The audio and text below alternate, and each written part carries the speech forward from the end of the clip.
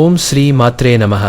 నవరాత్రి ఉత్సవాలలో అమ్మవారు మూల నక్షత్రం రోజున సరస్వతీ దేవి రూపంలో భక్తులకు దర్శనం ఇస్తారు. ఈ రోజున అమ్మవారిని తెలుపు రంగు చీరలో అలంకరిస్తారు మరియు నైవేద్యంగా పరవాన్న మటుకులు, బెల్లం, కొబ్బరి, శనగపప్పు నైవేద్యంగా సమర్పిస్తారు. సరస్వతీదేవి హంసవాహనాన్ని అధిష్ఠించి ధవళ వర్ణ వస్త్రాలను ధరించి, అక్షరమాల ధరించి, అభిముద్రతో, వీణను 2 చేతులతో ధరించి, చందన చర్చిత దేహంతో దర్శనం ఇస్తారు. ఆమె ధరించే వీణ పేరు కచ్చపి. సరస్వతీదేవిని అర్చిస్తే అజ్ఞానంధకారం తొలగిపోతుంది, బుద్ధి వికాసం జరుగుతుంది. ఆమె వాక్కు, బుద్ధి, వివేకం, విద్య, కళలు, విజ్ఞానం వీటన్నిటికీ అధిదేవతగా పూజలందుకుంటుంది. ఈ మాత కేవలం చదువులకే కాక సర్వశక్తి సామర్థ్యాలను తన భక్తులకు ప్రసాదిస్తుందని దేవి భాగవతం 9వ స్కంధం 5వ అధ్యాయం వివరిస్తుంది. శ్రీ సరస్వతీదేవి అవతార కథ దేవి భాగవతం ప్రకారం పూర్వము దానవ రాజ్యానికి శుంభ నిశుంభులు అనే దానవ సోదరులు చక్రవర్తులు అయ్యారు. వారు బ్రహ్మను గూర్చి ఘోర తపస్సు చేసి దేవదానవ మానవులలో పురుషుల చేతగాని త్రిమూర్తుల చేతగాని తమకు మరణం సంభవించకుండా వరాన్ని పొందారు. ఆ వరగర్వంతో వారు ముందుగా పాతాళంలోని రాజ్యాలన్నిటినీ జయించారు. ఆ తరువాత దేవతల రాజధాని అయిన అమరావతిపై దండెత్తగా ఇంద్రుడు దిక్పాలకులతో సహా స్వర్గలోకాన్ని వదిలిపెట్టి భూలోకానికి పారిపోయారు. శుంభ నిశుంభులు అప్సరసల అందాలను చూసి మోహితులైనప్పుడు నారదుడు అచ్చట ప్రత్యక్షమై, వీరిది ఒక అందమేనా అని ప్రశ్నించాడు. సృష్టిలోని అందము యావత్తూ ఆ మాయాశక్తి సొత్తు అని, ఆమె భువనైక జగన్మోహిని అని నారదుడు వివరించాడు. అంతేకాక దేవతలకి యజ్ఞ హావిర్భాగాలను ప్రసాదించి వారిని అమరులను చేస్తున్నది ఆ మాయాశక్తే అని చెప్పాడు. ఈ మాట విని శుంభుడు కోపించి, నేటి నుండి ముల్లోకములలో జరిగే యజ్ఞములయందు హావిర్భాగములను దేవతలకు ఇవ్వరాదు అని శాసించాడు. నిశుంభుడు అయితే అసలు ఆ యజ్ఞ యాగాదులనే నిషేధిస్తే పోలా అన్నాడు. ఆనాటి నుండి యజ్ఞ యాగాదులు నిషేధించబడ్డాయి. శుంభు నిశుంభులకు అర్పించడానికి నిరాకరించిన మునులను హింసించి యజ్ఞకుండములందు మధువు, మాంసము, రక్తము కుమ్మరించి మునివాటికలను దానవులు తగలబెట్టారు. ముల్లోకాలు దీనవస్థలో ఉన్నప్పుడు ఇంద్రాది దేవతలను వెంటబెట్టుకుని నారదుడు హిమవత్ పర్వతానికి వెళ్లాడు. అక్కడ అదృశ్య రూపమున తపస్సు చేస్తున్న దేవి ఉనికికి ఆటపట్టుగా భీమేశ్వరి శక్తి పీఠం వెలిసి ఉంది. వారి ప్రార్థనలు విని దేవి సింహవాహినిగా దర్శనం ఇచ్చింది. నారదుడు దేవిని దానవులను సృష్టించడం భావ్యమా అని ప్రశ్నించగా దేవి మందహాసం చేసి, తాను దేవ, మానవ, దానవులకు బుద్ధి, జ్ఞానము, వివేకములను అనుగ్రహించానని, కానీ కొందరు అజ్ఞానము చేత వక్రమార్గం పడుతున్నారని పలికింది. ఆమె, నాయనా, అజ్ఞానమునే మాయ అంటారు.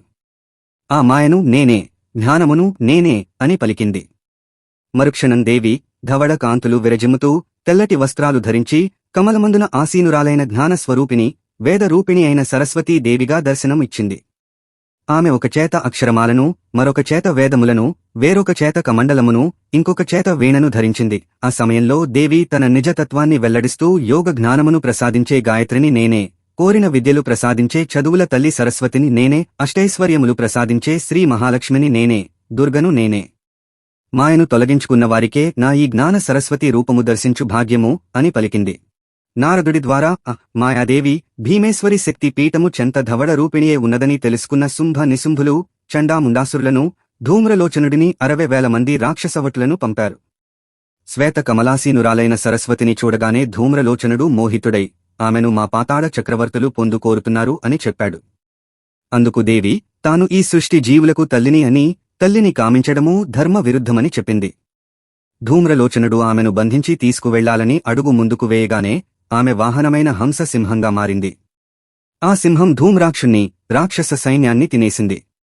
ఈ వార్త విన్న చండాముండాసురులు యుద్ధానికి రాగా వారు సంధించిన బాణాలన్నీ దేవిని తాకక ముందే ఆమె కంటి మంటలకు బూడిదైపోయాయి.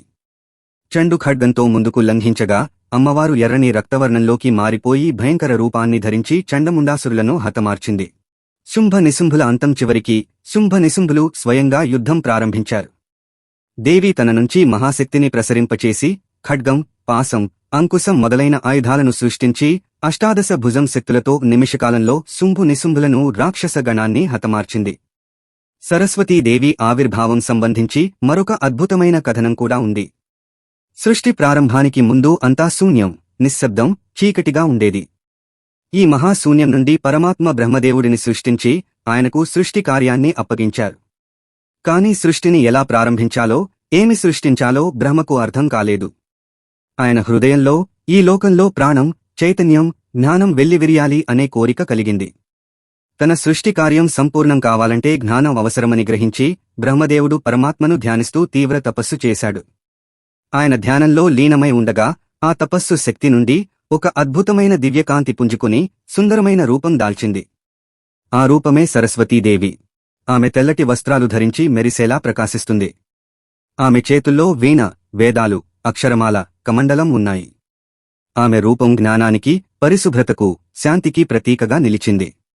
సరస్వతీదేవి రాగానే ఆ శూన్యమైన లోకంలో ఒక రకమైన చైతన్యం, తేజస్సు నిండిపోయాయి. ఆమె మందహాసం చేస్తూ తన చేతిలోని వీణను మీటింది. ఆ వీణానాదం నుండి సప్తస్వరాలు, సంగీతం, శబ్దాలు పుట్టాయి. అప్పుడు సరస్వతీదేవి బ్రహ్మకు జ్ఞానాన్ని, భాషను, అక్షరాలను, కళలను ప్రసాదించింది.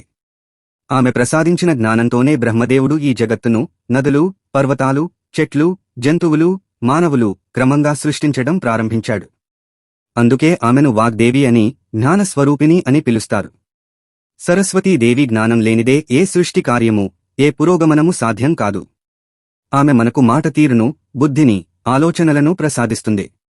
సంగీతం, నృత్యం, సాహిత్యం, శాస్త్రం, ఏ రకమైన కళ అయినా, జ్ఞానమైనా ఆమె అనుగ్రహం లేకుండా రావు. ఓం శ్రీ మాత్రే నమః.